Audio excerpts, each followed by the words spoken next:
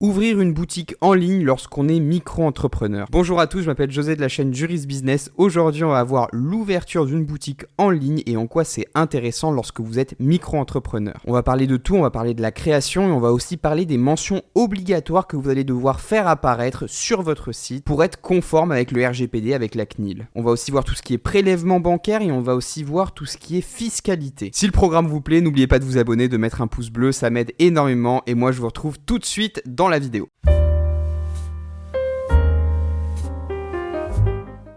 Quel type de site choisir? Alors, soit vous pouvez faire une véritable boutique en ligne ou un site marchand qui sera accessible à tous et qui va permettre aux clients d'acheter et de payer directement sur Internet. Donc, vous avez pas mal de techniques pour créer votre boutique de cette manière-là. Vous avez par exemple le plus classique, vraiment, je pense que la plupart des boutiques sont faites avec WordPress. Évidemment, vous allez devoir vous diriger vers des versions premium de WordPress. Ça se fera pas avec la version gratuite. Vous devez pouvoir installer WooCommerce et créer votre boutique via WooCommerce. Si c'est trop technique comme solution, vous pouvez très bien choisir de vous diriger vers des sites clés en main comme Shopify où c'est très facile d'utilisation, ou alors encore Wix qui est extrêmement simple, mais après c'est vrai qu'il y a des questions de référencement qui sont implicites et WordPress pour le référencement, c'est le mieux. Vous pouvez aussi choisir de créer un extranet, donc ça sera simplement pour vos clients qui auront un accès privé et sécurisé. Vous pourrez leur envoyer des offres commerciales et prendre des commandes par l'extranet. Vous avez aussi la possibilité de créer un site qui est simplement un site vitrine avec la possibilité simplement de voir les produits et les services que vous proposez, mais il n'y aura pas de possibilité d'acheter. L'achat ou la conclusion d'un contrat se fera directement par vous et rien d'autre. Un exemple bateau, c'est par exemple lorsque vous êtes restaurateur et que vous vous référencez sur Google My Business, donc j'ai une vidéo dessus. C'est comme une vitrine en fait de votre activité sur le monde, puisque vous allez avoir un classement, vous allez pouvoir afficher des photos, des menus, etc.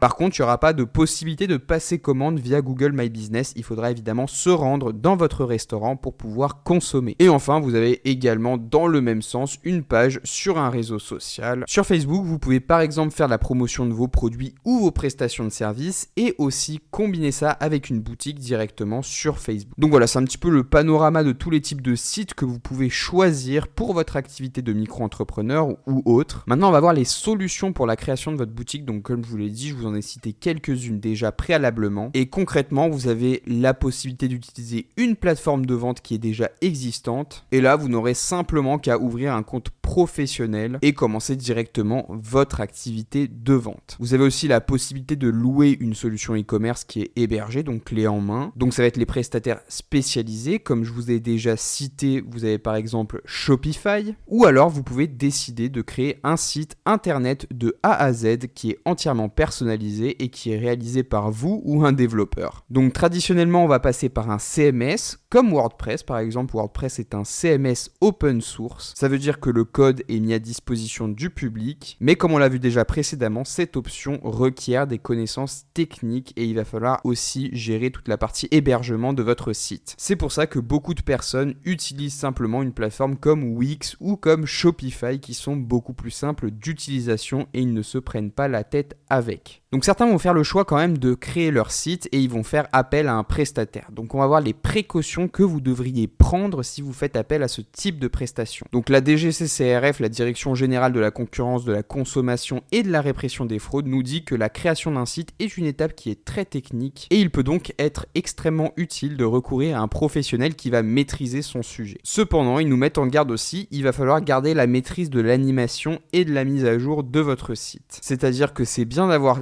tout clé en main, mais il faut encore savoir comment utiliser son site internet, évidemment, sans devoir passer tout le temps par un intermédiaire qui va faire les manipulations à votre place. Faites également attention aux droits d'auteur, parce que c'est le prestataire lui-même qui est titulaire des droits d'auteur de pays, de propriété intellectuelle, lorsqu'il crée son site, à moins qu'il en soit convenu autrement par un contrat. Donc veillez bien à intégrer une clause en ce sens, dans le sens où les droits d'auteur vous reviennent après la constitution du site. Veillez également à ce que cette clause ait une durée dans le temps, donc c'est une durée indéterminée. Si vous mettez une clause à durée déterminée, évidemment, à un moment donné, il récupérera ses droits d'auteur. Ensuite, nous allons voir le nom que vous allez donner à votre site. Donc évidemment, tout site internet est identifié par un nom de domaine qui est l'équivalent de votre adresse postale, mais cette fois fois sur Internet. L'achat d'un nom de domaine, il va se faire par le biais d'un bureau d'enregistrement. Donc vous en avez plein, hein. Vous avez par exemple Bluehost, vous avez GoDaddy, vous en avez vraiment des tonnes et des tonnes et des tonnes. Si je devais vous en recommander un, je vous conseillerais Bluehost. J'ai vraiment jamais eu de problème avec eux. C'est un service qui est un petit peu plus cher que la concurrence, mais au moins c'est un service de qualité, il n'y a pas de bug de plantage ni rien. Franchement, je pense que c'est de la bonne qualité. Donc en général, voilà, hein, il n'y aura pas de doublons. Ce qu'ils vont faire, c'est qu'ils vont lancer une recherche lorsque vous allez créer votre nom de domaine et ils vous diront si ce nom de domaine est déjà pris ou non. Donc voilà, il faut aussi veiller à ce que vous soyez bien le contact associé à votre nom de domaine, comme ça les gens pourront prendre contact avec vous. Et la DGCCRF nous rappelle que à défaut, le nom de domaine ne nous appartiendrait pas. Et que pire encore, le prestataire, il pourrait venir vous réclamer de l'argent pour vous revendre votre propre nom de domaine. Ensuite, faut-il vous déclarer à la CNIL? Alors généralement, les sites de e-commerce doivent faire une déclaration auprès de la CNIL. C'est des raisons qui sont surtout liées au traitement des données personnelles. Donc voilà, vous avez la norme simplifiée numéro 48 que vous pouvez aller checker sur le site même de la CNIL. Hein. Tout se fait extrêmement facilement. C'est une déclaration qui est simplifiée,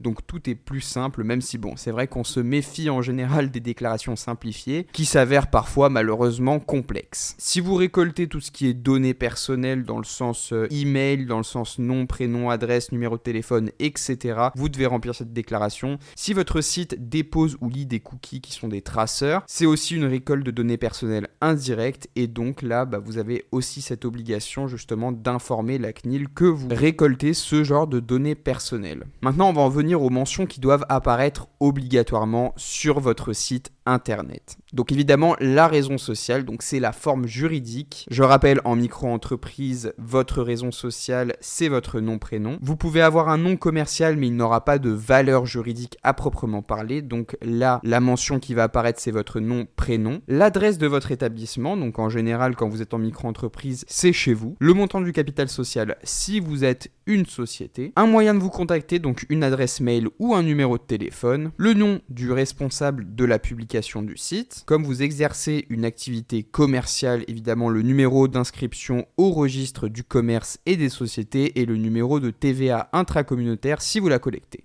Ensuite, vous avez aussi l'obligation de fournir les données qui sont relatives aux coordonnées de l'hébergeur du site, les conditions générales de vente évidemment, donc le prix TTC, donc toute taxe comprise en euros, les frais, les délais de livraison, les modalités de paiement, le droit de rétractation, etc. Donc tout ça, c'est des mentions obligatoires qui sont afférentes au droit de la consommation. Ensuite, vous devez aussi faire mention de ce numéro de déclaration simplifiée que vous avez obtenu auprès de la CNIL et les éventuels éléments spécifiques selon votre statut. Donc c'est par exemple le numéro d'inscription au répertoire des métiers pour une activité artisanale, les règles professionnelles pour les professions réglementées, etc., etc. Les solutions de paiement que vous pouvez proposer sur votre boutique en ligne, c'est bien évidemment la carte bancaire, c'est le plus simple, le chèque, le virement bancaire ou postal, le porte-monnaie virtuel, donc c'est du type PayPal, Paylib, Stripe, etc.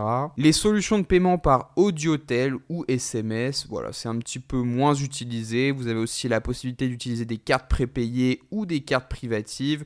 Vous avez aussi la possibilité de faire un prélèvement bancaire, un prélèvement SEPA s'il y a un paiement récurrent. Voilà, c'est un petit peu le panorama de tout ce que vous pouvez trouver comme solution de paiement en ligne. Je pense que vous pouvez trouver votre bonheur dans tout ça. Et maintenant, on va voir le traitement fiscal pour votre site, pour votre boutique en ligne. Donc concrètement, fiscalement, à quoi ça renvoie? Si votre site il a été créé par un prestataire, il constitue un élément de l'actif immobilisé de votre entreprise. Donc ça veut dire que les dépenses qui sont liées à cette acquisition doivent être comptabilisées dans un poste d'immobilisation incorporelle. Et elles vont être amorties sur une durée qui ne doit pas dépasser 5 ans. Sauf si vous optez pour le régime de l'amortissement exceptionnel sur 12 mois. Par contre, si vous avez créé votre boutique en ligne vous-même, les dépenses correspondantes à la phase de développement et de production du site peuvent être cette fois inscrites à l'actif de l'entreprise. Donc voilà, c'était la création d'une boutique en ligne de A à Z. J'espère que la vidéo vous a été utile, que vous avez appris des choses. Si c'est le cas, n'oubliez pas de vous abonner à la chaîne et de mettre un gros pouce bleu. Et moi, je vous retrouve dans une prochaine vidéo. À tout de suite.